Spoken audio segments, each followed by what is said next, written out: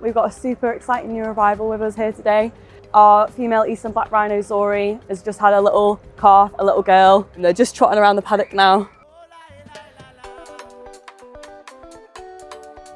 She was born just a week ago on the 12th of November.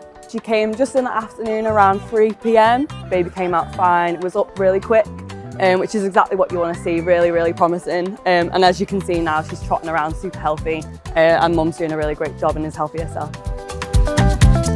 To have this baby at the zoo with us is special to me and the whole of the team. It's a massive career highlight. It's like a once in a lifetime experience to see a calf like this.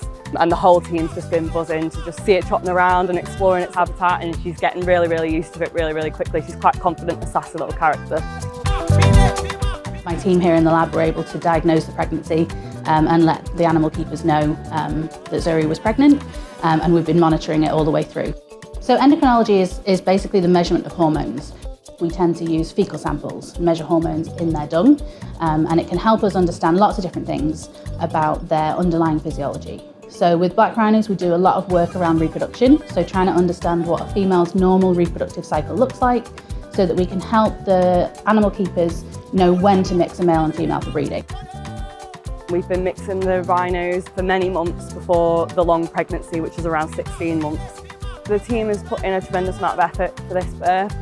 Gabe was a new father, he wasn't quite sure what he was doing to start with, so it took a bit of trial and error, but he got there in the end. And as I say, it's been a long time coming, so the anticipation's been building, so it's really, really great to see her now. So the birth of an eastern black rhino is super, super important. This is a critically endangered species. There's believed to be less than 1,000 in the wild, so to have a birth like this in the European sort of breeding programme is super, super special.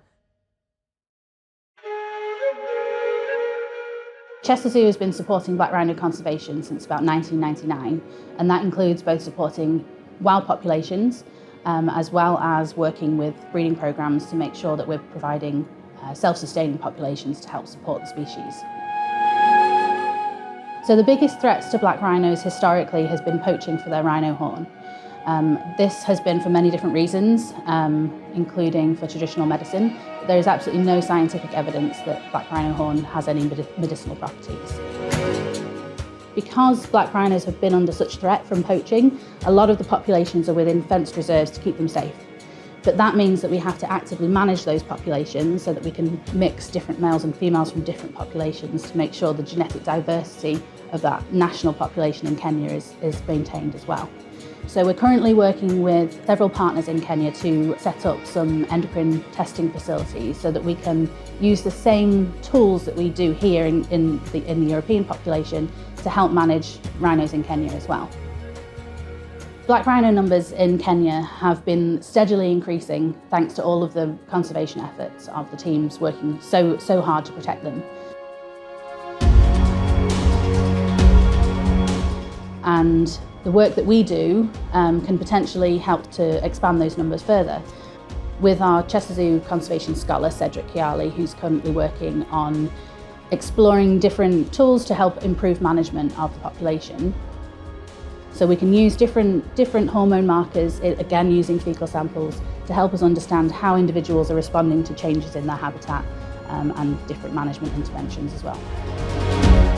So visitors to Chester Zoo can really contribute towards all of our conservation efforts, because every penny that's spent at the zoo goes back towards conservation. So that can support the work that we do here in the lab, it can support our field partners, and it can support our scholars and fellows and the research that they're doing as well. So it's a really important part of every visitor experience. They come and learn about the rhinos, but they're also actively contributing towards conservation as well.